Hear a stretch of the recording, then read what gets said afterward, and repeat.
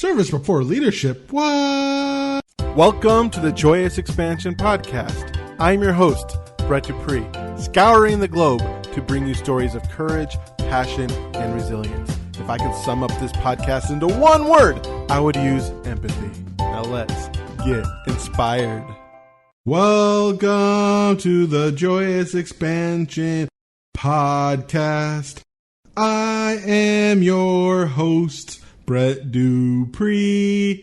This is how I should have started last week when I had a musician on, but I don't this week. I decided to do something different.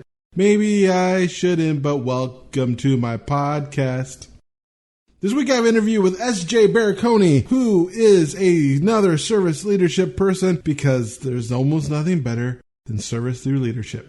But right now, for episode 65 of my podcast, I am going to get vulnerable, because if I can't expect my guests to get vulnerable, if I don't get vulnerable and talk about my life, bam, bam, bam, my life. It is 4:16 right now, my day behind what I generally put out. I got my stimulus check, so I put all that on me credit card, so my goal of being out of debt by next month is still on track, as I'm ordering so much food. Last week I told you I was doing a cleanse, and I pretty much gained all that cleanse weight back because it's still stressful. But I hired a friend of mine to do some hypnosis therapy on me. So we're going on an 8-week program of working on it. So we're going to do that. I'm looking forward to it. Should be fun. And just try to get that mindset right, because the mindset is where it works out. It's an interesting time to be alive. It's funny, I used to really love conspiracy theories and things like that, but now I see how damaging they are, especially in today's age of disinformation. The internet, it's a double-edged sword. There's so much good information out there, but there's also so much bad information, and fighting it. And there's this certain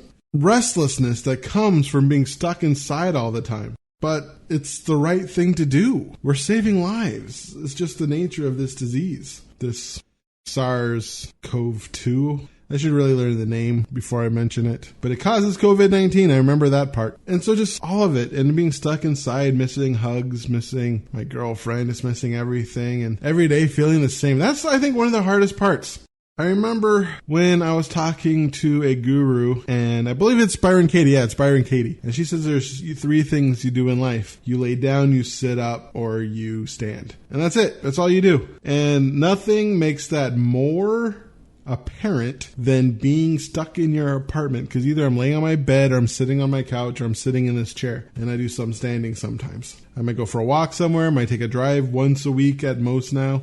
But the reality is that's all I do. And it's annoying, you know? I mean, yes, I do Toastmasters still. We do that online. But to be honest, part of me doesn't want to go to any of that. Don't tell my Toastmaster friends. It's hard. I don't want to participate. I didn't read the article, but there's something just saw the headline that it's almost harder on us to do online, where we can see each other's face but not touch each other. And that it's a different kind of anxiety. And I think I have something like that. It's my current job where I work at Providence. We do a lot of teleconferencing, and my first 6, it took a while for me to get remotely used to it, but I felt so lonely because all of our meetings were over the phone.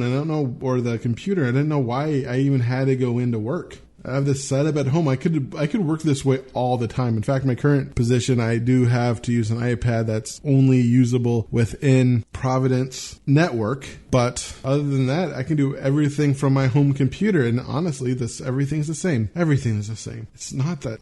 There's almost no difference other than when I go to the bathroom or go get coffee, I say hi to somebody. And I miss that. And there was just this lonely feeling. And I've really explored loneliness in the last year and a half, as I'm just noticing how lonely I was. And I don't know if it started when I lost my job in 2015 or if I sugarcoated it. That was always my question for the last probably 2 years now, 2.5 years, where I noticed my loneliness. And actually, not 2.5, more like year. Mostly as I started this job, I noticed my loneliness and how I was lonely, and I cut myself off more than I should during that time, and really just didn't want to deal with things. And especially when I got fat, I didn't really want to deal with my friends thinking that they were making fun of me for being fat, because I know they did in the past. I don't know if they still do, but still, I just don't want to deal with it. And especially when you're this big and going somewhere feels difficult, everything's uncomfortable, and you're just like, oh. And that just caused me to cut off, and then I feel bad, then I eat more, then this thing's a problem. And sometimes anxiety, when I do well, causes me to stop. And so I've been thinking about loneliness and that feeling, and like this time right now is very lonely. And so was I covering it up utilizing spirituality? But I was doing things. Every weekend I felt like I was doing things. My friends actually thought of me as somebody who was always doing something, always busy. My family always thought that as well. I was someone who's always doing something, always busy. But the thing is, I was. For a good solid 5 years of my life, I was always doing something. I was doing something fun. I was always going to, and on days where I didn't do anything, I would go to an improv show, which was super fun watching live people. Long form improv is really cool. I don't care about all those comedians who make jokes about improv. Yes, the short form is not as funny, but the long form I think is pretty impressive, watching people, especially when it works, when it really works, when you're able to make an entire play and the play makes sense and has crescendos up and down and funny lines. It works and it's super fun. I would do that. I do dancing classes. I was doing so many things. Every weekend it was like I had something fun planned, and a lot of that ended when I got laid off, and I didn't really notice that, but partly because of the anxiety I built off on money, and half of it, a lot of it was my fault. If I budgeted during that time, I would have done better, but just I have that block of budgeting, which I need to start working through, which I was doing so well before the COVID-19. My goal in May is to start that up again. And because this is the day I want to start tomorrow and really look towards moving forward. But this was going to be about loneliness, but I didn't really. It just became an all-encompassing thing. And the question is I can't answer it. I can't answer that question, to be honest. Was I always lonely, or did I become lonely? Was I covering up my loneliness through activities and law of attraction and spirituality? Or was I not lonely there, and did I become lonely when I felt like I started to lose my self-esteem and I just felt like I can't do this anymore? And then I lost kind of like having nothing. I do work. Being suckered by Yelp didn't help during that time. Having my grandpa just not deal with lending me money. If he would have just gave me money, that would help me so much. Not being honest with myself. Because that's what life is. That's one reason why in my Church of Awesome, one of them is embrace reality. And that, I think, is the hardest thing. Because we want to look at the world as we want to look at it. When it comes to conspiracy theories, we want people to blame. When it comes to our lives, we want to look at it a certain way. We want to think of ourselves as spiritual beings having a human experience, so that we are thinking about that right now to the point where we can spirit away all the fears and problems that we have in this world and just look at the positives while not dealing with the fact that those things are affecting us, thus covering up and muddying that perfect diamond that we are, because we're not trying to clean off that facet of ourselves that blocks our ability to heal, our ability to feel. And so I don't know where I'm going with this. I wish I did. This is more just a rambling of my mind of some things that generally kind of goes on and off. And yeah, so there's been a lot of self-reflecting on anxiety, but there's also a lot of self-medication on anxiety of takeout food. But luckily the stimulus package does help me, because it helped pay off a lot of the debt I put on for the takeout food, but probably not all of it. That's life. But I think part of the thing to learn from this is to serve and serving others. And so that's why we're talking to SJ Barakony. SJ Barakony is an advisor, futurist, serial entrepreneur, thought leader, and board member with more than 8 years of success serving other entrepreneurs, self-employed individuals, and varied institutions. His broad area of expertise includes entrepreneurship, replicative leadership, business development, and strategy. SJ has a passion for youth teen entrepreneurs, startup, and family business. So here is my interview with SJ Barakony. Hello, SJ, and welcome to my podcast. Thank you so much. I really appreciate this invitation and the opportunity to share with your community, with your tribe, hopefully serve them to the very best of my ability, perhaps even along the way, solve some challenges or issues that someone might be having. That sounds great. I see that your website is service before self-leadership. Can you give us a brief explanation of that? Absolutely. When I was getting started in business, I heard someone talk about a concept called service before yourself. In other words, giving to others, serving them before you expect a return or a reward. That really stuck with me. And then when I was looking to get off the ground in business, this would have been in 2011, as memory serves, I decided to adopt that. So I went and I did my due diligence to the best of my ability, and I found that service before self, or yourself for short, then add the word leadership. That ended up being the name of my first business venture, which 8 years plus later is still rolling along. Cool. So how did you get started in business?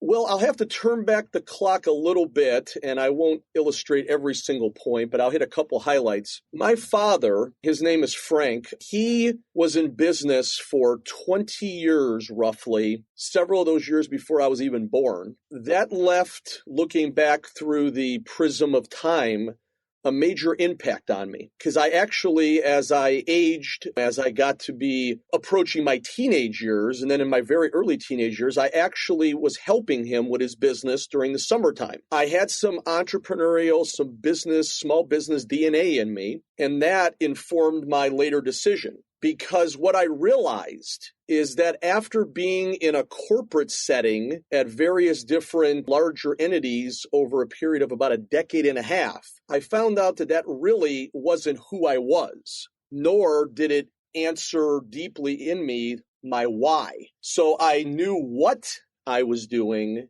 and I knew how I was doing it day to day, but I didn't have, in my view, the two more fundamental questions answered, which is who is SJ, which is my name and not my initials, and why am I even doing what I'm doing? So that informed my decision to get started, because I had a friend of mine by the name of Justin, and Justin knew that I was very unsatisfied with my professional life. And he ended up arranging a very laid-back conversation. It happened to be at a Starbucks with a gentleman who later became my very first mentor. That conversation opened doors into entrepreneurship and small business that to this day continue to bear fruit. It literally was one of those decision-turning inflection points that sometimes you don't realize until you look back on it. So that's how I got started. One thing that stuck out to me is where you were talking about not knowing your why. I am actually reading a book that's talking about people who are at jobs and how not feeling in control or feeling fulfillment in their day-to-day activity, seems to be a direct correlation with personal health and your ability to find fulfillment in your current position. So did you find yourself any negative side effects, drinking or anything like that, to kind of cope with your lack of why? That is a wonderful question. That is a fantastic book, and I suspect it would help a lot of people to read books just like that. I ended up, I wouldn't say drinking. Now, like a lot of people who may have conventional W-2 jobs, you have the happy hour stuff, right? You'll go out at 4:30, 5:30, and you'll go get a drink or two. So yes, I did that, but nothing to the point of being anywhere close, thankfully, to an alcoholic. So I would say the impact that was on my mental health was through drowning myself in the mass media. So what does that mean? That means that when I would get home from my corporate life before I got started in business, as I answered that question, I would go home and I would turn on the television and it would play the rest of the night, usually 4, 5, 6 hours. I literally was not being what I would call productive. It was sort of like putting on a mask, putting on an aura, putting on a seal coat on my life rather than deal with the issues that were going on professionally, which was complete dissatisfaction, which was no fulfillment. And also my mental and emotional health were being affected because a lot of the entities that I'm sure some of your community work with tend to be created during the industrial age. And the industrial age was never about people and who they were as individuals. It was about treating them as resources to use to get your company, your organization, your corporation to where it needed to be. So unfortunately, that kind of thinking is still so very pervasive in our modern world, even in 2020. So in my case, again, fortunately, nothing to do with opioids or any other kind of drugs or alcohol, but the mass media was my opiate. When it came to starting your business, what were some of your biggest hurdles? Excellent question. First hurdle was my father had sold his business when I was still in high school. I was a freshman. I think it was like about 14 and a half or so. The first hurdle clearly was I didn't have any recent experience. When I was helping him when I was a much younger guy, 20 plus years winding the clock backwards, I didn't have anyone to rely on directly because my father was out of the game, and a couple of his friends that I had gotten to know along the journey, they were not really accessible to me. So that was clearly the first hurdle, was the lack of mentoring, the lack of support, the lack of having what we now call a community. Another hurdle was being able to understand that when you are now in business, and I started as a side hustle, I started as a side gig. I know a lot of people do that, and I think that's a smart play to do the transition rather than just dropping everything and starting over, unless you do have that ability, which I applaud if you do. So the second hurdle was a mindset shift. You have to shift your mindset to understand now that you are a producer of solutions. You're a producer of a product, a service, or you're transferring, like Napoleon Hill talks about, specialized knowledge to other people. So you're shifting from a more of a consumer taker mindset where you tend to be paid by seat time.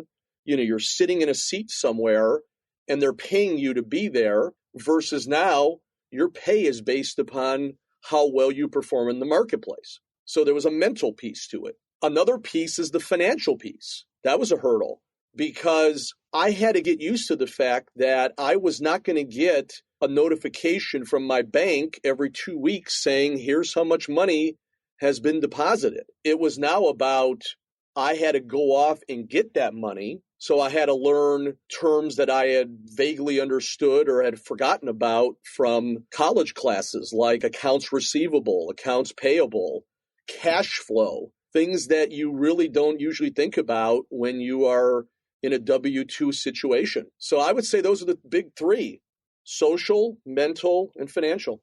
Oh yeah, I can see how those are pretty big hurdles. Do you have any mental hurdles in starting, or were you just all set up from your dad? I would say the mental hurdles were understanding the mindset of being a servant to others. So that does connect back to the business name. That's a mental hurdle because a lot of people don't really get shown that during their journey professionally, let alone sometimes even personally. That was a mental hurdle, was being able to understand that when you're in business, frankly, we all are selling something. But I believe the better definition is how are you serving them, which is a version of selling, but it plays into people because people want to buy, they don't want to be sold to, the vast majority. So that was a mental hurdle there, was to understand that service is the core, is the crux, is the hinge that free enterprise and business uses day to day. Another mental hurdle was being able to, what I refer to now looking back about 10 or so years, is I literally had to go to a detox. Because remember what I said a little while ago, folks, is I was drowning in the mass media. That was my opiate. And I had to now shift into being a student again. Lifelong learning was my way of being now. So rather than going home and drowning myself in sports or the news or the latest political gossip, it was now all about learning how I can be a better person, how I can be a better businessman, a better entrepreneur. So that was a big hurdle, was going through that, what I refer to as a detox. And I would point back and say it probably took me about a good 18 months before I was really to the point where I felt like I was firing on all cylinders like that. You've heard that stated before. That was really important. So those were probably the two very biggest hurdles that I faced mentally. And fortunately, I was able to push through those. But I'm always an unfinished product because there's always something new to learn. And that's why I now consider lifelong learning to be a non-negotiable in the modern economy. How were you able to push through those 18 months before things really start to click? Well, first, I had found a community now. So I mentioned earlier that first mentor that I met through my friend Justin. His name is Terry. And Terry was one who was now in my corner. So I had one person for sure holding me accountable. Also, Justin, who was the connector, he was helping me out along the way because he actually cared about me as a person and as a friend. He wanted to see me be successful. So that allowed me to push through. Was I had for sure minimum of 2 gentlemen in my corner. I also ended up running into some other folks along the journey because what I was now starting to do is I was not only working on my own to read books, to listen to audiobooks, to attend lunch and learns, webinars, live streams, all kinds of different ways I was consuming content. But I also would go periodically to some in-person events that I learned about as I was meeting new people and literally building new circles of connectivity. That was helping me to push through as well because I wasn't by myself. I wasn't SJ sitting at home on my couch, letting the mass media permeate all of my neurons. The neurons were now firing. They were now focusing on things that were much more important, which is like, how can I be better than I was the day before? So that really was the essence, the heart, was to have a community and was also to continue to do what I now believe is the case, is that lifelong learning compounds upon itself. Just like you hear that interest compounds upon itself, which is absolutely true in the financial world, so does learning and so does self-directed education. Okay, it's not just, okay, I read this book and now what's next? I mean, I can continue to build upon it. And I ended up going through a lot of material in those first couple years, including the 18 months of the detox, let alone as I moved past that. What made you decide to create a company called Service Before Leadership and actually turn that into a money as a way to, it's a lot of work to start a business. So what made you come up with this is the business I want to start and this is how I want to help people? Well, it was a spur. It was a byproduct.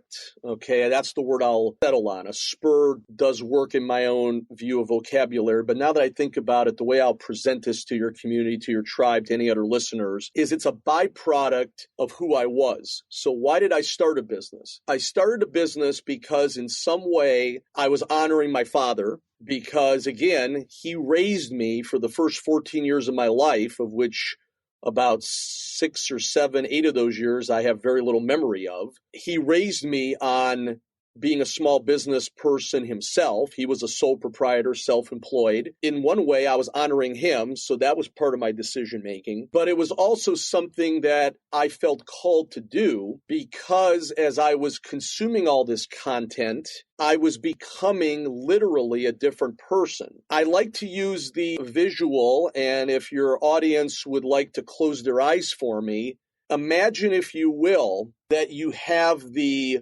caterpillar that is entering into the cocoon. And on the other side of that, during the cocooning, the caterpillar is slowly turning into, metamorphosizing, if I'm saying the word right, into a butterfly. That was SJ. I was going through this process. And as I was going through the process, I was led to say, you know what? I can monetize this into a business. It is starting out as a side hustle and gig, so it does not have to support all of my expenses right now, but it is what I want to do because I had found out, I had come to the realization that I was not going to get ahead in corporate life anymore. My income had stagnated and literally was, if you net out the real amount of inflation in the economy, not the amount that you're told in the mass media, but the real impact of it. And you put that side by side with the amount of money I was making through my primary income at the time, I literally was falling behind. That was another driver, was financially. I'm thinking, how am I going to get what I want out of life if I don't do something different? Okay, because at this point, it's like, I'm not getting ahead. I'm also not getting ahead on that proverbial corporate ladder. Okay, I'm thinking, oh yeah, by this point, I should be in X position. And I wasn't. Even though I was getting these fantastic performance reviews, I was getting nowhere on a professional ladder, let alone in my bank account. So there was a financial driver. There was a relational, familial driver through my father. And then there was also the fact that as I was learning more and more and becoming that student and diving in deeper and deeper, I was realizing that you take off the lid, you take off the cap off your life when you start to do something for yourself that is making an impact in society. Free enterprise and the marketplace are all about offering something that helps other people, other organizations deal with something that's not right for them. Maybe it's a relational issue. Maybe it's a financial issue for them. Maybe it's a health issue. Bottom line is if you're offering yourself in the marketplace for compensation in return for offering something that's helping them, there is no cap anymore. It's not like you're making X amount of dollars an hour or a certain amount of salary based on some human resource professional telling you that's what that position is worth. You now have taken off the cap.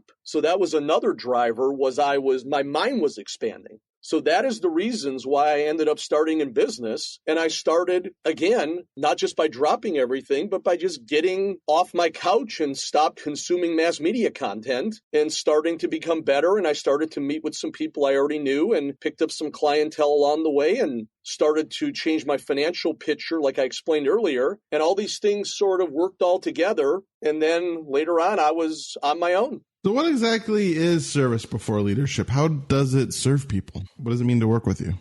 As I have come to call it recently, just for shorthand, because if I go back and I think, should I have called a business that long of a name? I'm thinking maybe I should have somehow figured out how to shorten it. So these days I tend to refer to as SBSL for short. Regardless of if you say all four words or the shorthand version, what it looks like is this. I consider myself an edupreneur. I'm an educational entrepreneur. I'm working outside of the conventional system. The system would be defined as the tracks of education that start as early as preschool or kindergarten. And for some, it runs all the way through graduate school. So you have that primary, secondary school, which a lot of people call K-12. You have a lot of people who have gone through, like myself, through undergrad, college, university. And then you have a smaller percentage that go through graduate studies.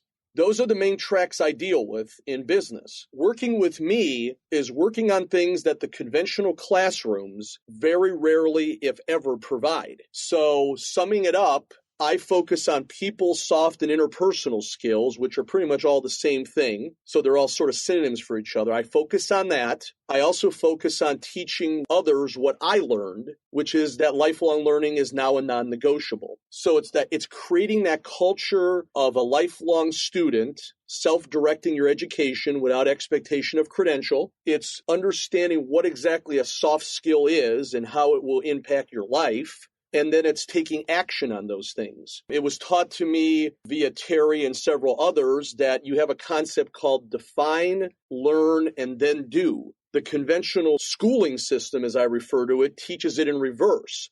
Do, learn, and define. That's another thing I focus on, is that paradigm shift between those two. So when you sum it up under the four services I offer, it's teaching people how to be lifelong self-directed learners without expectation of proof of paper, proof of credential. It's teaching them and providing the people and soft skills that they highly likely did not learn. It's rolling that all up together, offering it through any of these four services, depending on what I think is the better one based on an assessment I use, based on a complimentary consult. And then I do my very best to fill in all the gaps that these classrooms are leaving in their wake. That, in a nutshell, is what I'm doing with SBSL. Ah, cool. Do you have any fun success stories to share? I do. The first one I'll point to is I was connected to a family with 2 young kids several years ago. I'll give a shout out in case he ends up listening to this. My buddy Joe was the connector, and he connected me to this family. And the family had their oldest son in the conventional public schools, and their young son, they wanted to figure out how can we even avoid putting him in the conventional schools if we can help it. So they were using their older son as sort of, I guess for lack of a better term, a role model for their younger son. So I ended up helping them to create a customized educational plan over about I think it was like about 6 different visits, because I use mostly a retainer for my services for most of what I bill out. And I ended up helping them create a customized plan. So we went through the fact, and this is a couple quick nuggets for your audience, there are 10 different educational philosophies available to parents, students, grandparents, adult learners out there in the world of today in 2020. And most people probably don't even realize there's 2 or 3, let alone that there's 10 different parallel educational philosophies, let alone the fact that there are a lot of different gaps that you can use these philosophies to fill. I have come up with 15 of them over the years of my research and study. So bottom line is that was a great success story, as I was able to help the husband and wife and their older son to come up with a pathway to eventually have him removed from the conventional schools, because they had settled on the fact that they wanted to home educate him. And then they would use that example for their younger son when he aged into the conventional years. So that was my first story. Another story is I consulted with a lady who has a son who is dealing with a special needs challenge. The conventional system has its pluses and minuses when it deals with those who are special needs. And without getting into all the details of that due to time and due to other factors, let's just say that when you have a system that was created in the 1890s during the agricultural age, and you're attempting to help people with modern day 2010 and now 2020's challenges and issues, it's really a big mismatch. So that's why you have an army of consultants, an army of trainers, an army of coaches of various kinds. In my case, I consider myself a mentor. I consider myself an advisor, a facilitator. In those services, let alone the others that I mentioned, all of us are attempting to plug these gaps. We are fillers. We are bridge builders, attempting to help the citizens of the nations that we live in to get where they want to be, because the conventional system is just not doing the job. Helping out her son with a special needs challenge, I was able to give her some information that she was able to use and take it to heart and then take it to action so she can get her son a better experience. So those are 2 that I'll point to on my family side. And then I also deal with individuals. I also do with workplaces as well, with other business people. But those are the 2 that I'll cite right now based on your question. And it's a joy. I feel very fulfilled. It's almost 180 degrees different than the life I used to live. That is great to hear. We are coming to the end of our time together. One thing I like to ask my guests is to do a 1 minute of motivation. You can imagine this as if you have a time machine and you're going back to your 8-year-old self and you want to convey the information needed to live an amazing, awesome life. But unfortunately, you only have a minute until you're popped back into the future. Or you can think of it as condensing your entire life's purpose into a minute. So are you ready? I am ready.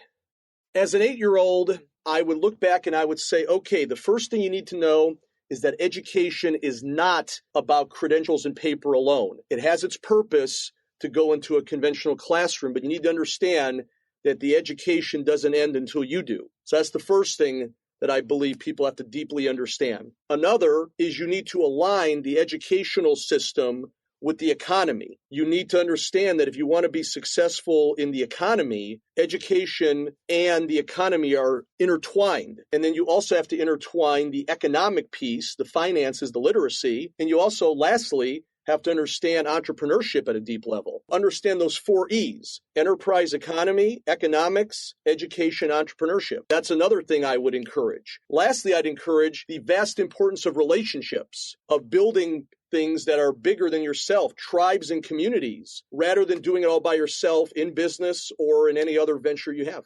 Awesome. Thank you so much. I have really enjoyed our time together. I like listening to your story on how you were kind of born into being an entrepreneur, but you still decided to go to the route of being into a conventional workplace. But when you noticed that it didn't work for you and you're wasting your life watching mass media, you decided to go out there and then struggle through that 18 months, especially the importance of finding a tribe and people to help you and creating an educational curriculum and a way to help people by kind of molding it to the person's need. And I especially love Service Before Leadership because that's just such an amazing name, because service is where it's at. And I love the idea of, people want to be sold to, they want to buy from you, and creating a situation where people want to buy from you is excellent. So thank you so much for your time on my podcast, and thank you so much for what you do to this world. I will return the favor and thank you for the opportunity to serve and solve. And I greatly appreciate the very thoughtful words. I always use feedback like that as virtual fuel for my entrepreneurial tank.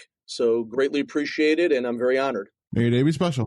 And there you have it, folks. That is my interview with SJ. I appreciated the way he talked about how he soothed himself, how he denied himself his full potential by watching a lot of media and just coming home on TV and just wasting his life that way. Because not all of us are drug addicts. Not all of us are wasting our lives by doing terrible things, but some of us are not living to our potential by blankly consuming media unmindfully, I think. There is nothing wrong with consuming media to relax, if that makes you relax. But if you get into the point where you're using it to get that dopamine and escape from your life, that is an issue. So I appreciate that he mentioned that. I also like how he talks about service and leadership. I think that is just one of the best ways to serve. I appreciate his story about how he became an entrepreneur. And I really liked how he talked about his struggles and living up to it. And a lot of it is changing mindset, changing from that 9-to-5 mindset into an entrepreneur mindset. It doesn't come overnight for a lot of people. Not everyone is born to be an entrepreneur and then they're an entrepreneur in corporate world. They learn, the corporate life, and then they jump towards entrepreneurship, and then they just have to shift their mindset. So SJ sharing that, I think, was very important. So if you are an entrepreneur and you're still stuck in that 9-to-5 mentality, maybe SJ is someone you can talk to. And if you're interested in talking to SJ, you can reach him at servicebeforeleadership.com. Also, I have a more complicated website and his business-to-business consultation and his social chat that I will put in the description. It's a little too long and weird to read out. But there you have it, folks. That is episode 65 of the Joyous Expansion Podcast. I appreciate you for listening so far to 65 wonderful episodes. So if you want to get in touch with me, you can email me at BRE2Ts2PR2Es at joyousexpansion.com. You should check out joyousexpansion.com. All episodes are at pod.joyousexpansion.com. You can find me at Twitter and Instagram at Joyous Expansion, and I believe actually I linked it as Joyous Expansion. It's kind of a hybrid between my daily life and my podcast / personal development life. And also you can find me on Facebook at Increase Your Joy, because I am bad at SEO. Thank you so much for listening to my podcast. If you like it, subscribe, leave a review. That'd be very helpful. And just know that I love you for who you are. You're amazing for who you are. I'm super proud of you for who you are. Once again, I'm Brett Dupree, your Joyous Expansion Life Coach, champion of authentic joy and catalyst of transformation of the Church of Awesome. Wishing you, once again, to be joy, to be love, to be awesome. Now play my jingle. JoyousExpansion.com. JoyousExpansion.com. Come and say hello to Brett Dupree. He is an inspirational life coach. Good for you and good for me. He turned my life from grey to blue. I'm sure he'll do the same for you. Get in touch and you'll see your life will change dramatically. JoyousExpansion.com. JoyousExpansion.com. Yeah.